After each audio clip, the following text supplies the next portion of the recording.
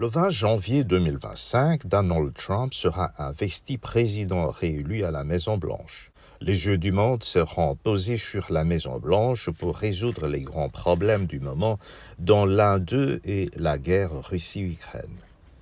Après avoir tenté d'intimider Vladimir Poutine, la France et les alliés de l'OTAN ont, au ton dur de celui-ci, promettant le feu si jamais la Russie était attaquée, la France et l'OTAN donc ont carrément reculé.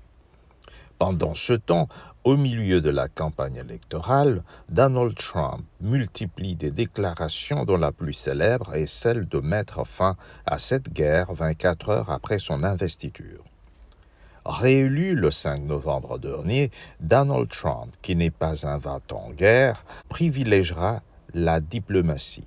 En négociation, celui ou celle qui a la part du lion est en position de force. Vladimir Poutine et Volodymyr Zelensky, l'ayant compris, essayent l'un de garder ses positions actuelles où il a le contrôle d'un espace considérable en Ukraine, et l'autre d'utiliser les missiles à longue portée avec l'accord des États-Unis et de la Grande-Bretagne pour faire pareil au plus. Si jamais cela arrivait, Vladimir Poutine promet le retour du feu, non seulement à l'Ukraine, mais aussi aux États-Unis et à la Grande-Bretagne.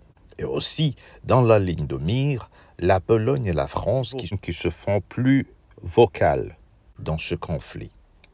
Si la sagesse déserte complètement les cœurs de Poutine et Zelensky, avant le retour de Donald Trump dans le bureau ovale en janvier prochain, la Russie avec la Corée du Nord comme alliée et l'Ukraine avec ses soutiens dans les États-Unis, la Grande-Bretagne et les pays de l'OTAN vont embraser le monde.